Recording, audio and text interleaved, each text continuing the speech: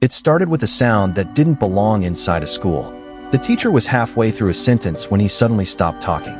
Nobody knew why at first. Then we heard it too, shouting somewhere outside the classroom. It was distant, muffled by the walls and closed windows, but there was something about it that immediately changed the mood in the room. I went to a very poor high school in a bad neighborhood, so emergencies were something we practiced for regularly. Fire drills were normal. Lockdown drills were normal too. We knew exactly what to do if something dangerous happened inside the building. The teacher would turn off the lights, lock the classroom door, and move everyone into a corner where we had to stay completely silent. It was a cold day during the third quarter of the school year. The windows were shut, and the classroom was quiet except for the teacher talking. Then the shouting came again. My teacher stopped. He walked toward the window and looked outside. For a moment, he seemed to be trying to figure out where the noise was coming from. Then he opened one of the windows. The yelling had stopped. He stood there for a second, listening. Nothing. Then the loudspeaker crackled. The dean's voice came through the classroom. "We are going into a lockdown." Everything changed instantly. My teacher rushed to shut the window and then moved toward the door. He locked it, turned off the lights, and motioned for everyone to get into position. We didn't need to be told twice. Chairs scraped quietly against the floor. Students moved into the corner. Then the room became almost completely dark. Nobody knew what was happening. Nobody knew who had been shouting outside. And nobody knew that the noise we'd heard through the window was only the beginning. We sat there packed together, trying not to move. The silence felt unnatural. Every second seemed longer than the one before it. Then, from somewhere out in the hallway, we heard screaming. Not frightened screams from students. These were different. They were angry, wild, and completely uncontrolled. The same kind of voice we'd briefly heard outside. Only now, it was inside the school, and it was getting closer. For several seconds, nobody moved. We could hear the man screaming somewhere down the hallway, his voice echoing through the school. The words were difficult to understand, but the emotion behind them was unmistakable. He sounded furious, unstable, and completely out of control. At that moment, the lockdown stopped feeling like a drill. There was someone dangerous inside the building. The school I attended didn't have security guards. It was simply too poor to have them. If something serious happened, there wasn't a trained security team waiting somewhere nearby. We had teachers, locked doors, and whatever time it took the police to arrive. That realization made the darkness around us feel much smaller. Nobody spoke. Then came a loud bang. It sounded like someone had struck a door nearby. A second bang followed. Then another. The classroom next to ours erupted with screams. We could hear the students through the walls. The sounds were muffled, but there was no mistaking what was happening. They were terrified. The man continued screaming. Then the banging stopped. For a moment, there was silence again, and that silence was worse. We waited. Then we heard footsteps. They weren't hurried. They seemed to move through the hallway with a strange purpose. The screaming started again, closer this time. My body went completely still. Everyone in our corner was listening. The sound traveled down the hallway until it seemed to be right outside our classroom. Then, bang, the classroom door shook. Several kids gasped. Someone started crying. The man hit the door again. Bang. The sound was hard enough to make the entire room feel like it had tightened around us. He kept yelling. Some of what he said made no sense. At one point, we heard him shouting something about being sick of it and telling someone to stop already. His voice rose and fell as though he were arguing with people who weren't even there. Nobody in our classroom understood what he wanted. We only knew he was on the other side of the door, and the only thing separating him from us was a thin piece of glass and a locked classroom door. Then he struck the glass. Once, twice, again. The small window in the door trembled inside its frame. The students around me were crying now. I couldn't move. I couldn't even think clearly. I just stared into the darkness as the man continued pounding on the door. Then came a sound I will never forget. A sharp, sickening crack. The thin glass shattered. And suddenly, there was an opening between us. The moment the glass broke, the room changed completely. Students screamed.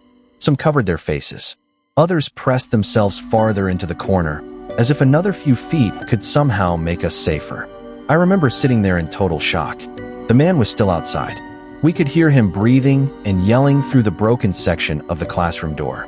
Then something appeared through the opening. His arm.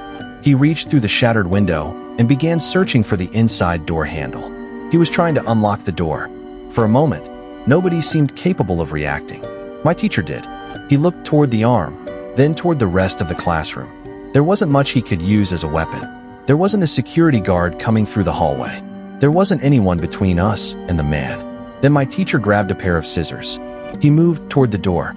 The man continued reaching through the broken glass, his hands searching for the lock. And then my teacher stabbed his arm. The man's reaction was immediate. He cried out in pain and pulled back. The sound of his scream was different now. The anger was still there, but pain had cut through it. For a second, everything seemed frozen. Then he started pounding on the door again. Harder.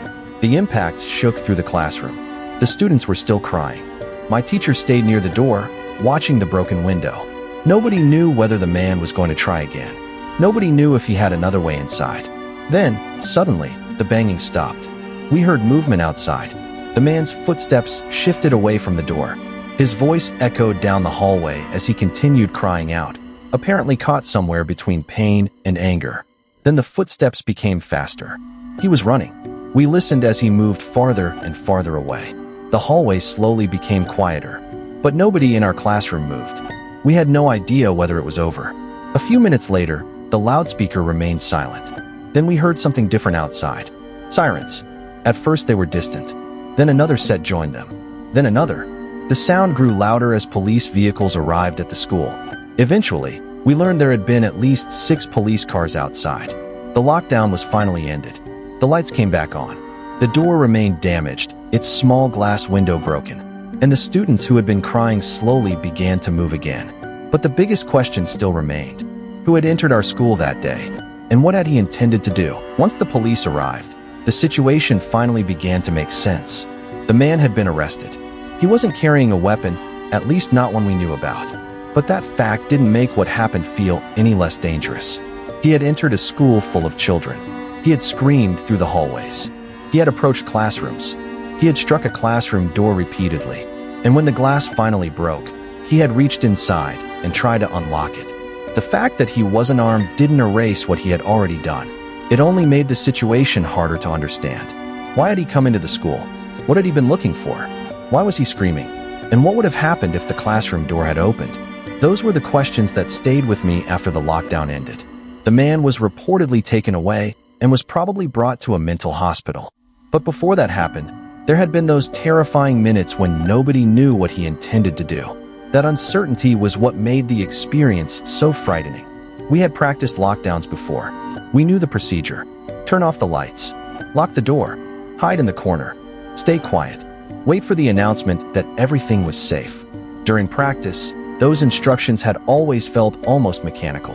That day, they became the only thing standing between us and someone who was actually inside the building. The difference was impossible to ignore. There was no teacher explaining when the drill would end. There was no announcement telling us to come out.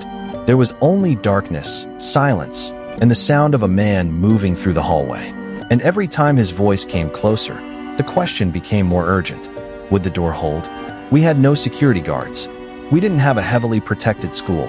We didn't know exactly where the police were or how long they would take. We were simply students sitting in a dark classroom, hoping the locked door would remain locked. The teacher's decision to act when the man's arm came through the broken window was what finally stopped him from getting inside. After he ran away, the police were able to take control of the situation. But by then, the fear had already settled into the school. Even after the lockdown ended, the broken glass remained. It was a physical reminder of how close the man had come. And for everyone who had been sitting in that corner, the memory wasn't going to disappear just because the lights had come back on. The strangest part of the entire incident is that the danger had announced itself before anyone knew what it was. We heard shouting outside. Then the shouting stopped. The dean ordered a lockdown. A man began screaming in the hallway. He moved toward classrooms. Students next door screamed. Then he reached our door. The glass broke. His arm came through. He tried to unlock the door, and my teacher stopped him. Afterward, the man was arrested, and it became clear that he had entered the school with intentions of hurting people. Kids. That detail changed the way I remembered everything that happened before it. The shouting outside wasn't random noise. The screams in the hallway weren't part of some argument between adults. The banging on the doors wasn't meaningless. The man had made his way into a school, and people inside had no idea what he was capable of doing. Even though he apparently wasn't armed, his behavior had already shown how unpredictable he was.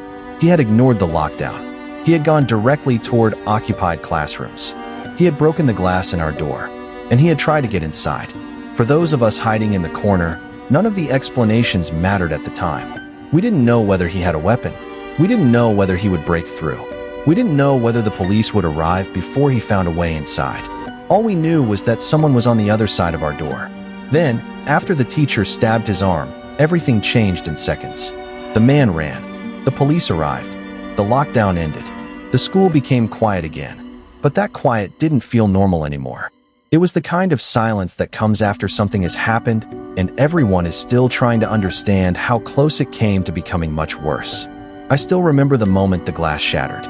Not because it was the loudest sound that day, but because it was the moment the threat stopped being somewhere in the hallway and became physically connected to our classroom. There had been a door between us. Then there was a hole. And through that hole came an arm reaching for the lock. We had gone into lockdown expecting a drill to become routine. Instead, we were forced to wait for police while a disturbed man moved through the school. He was eventually arrested. The immediate danger ended. But the question that remained was far more disturbing than anything we had practiced for. What would have happened if that door had opened?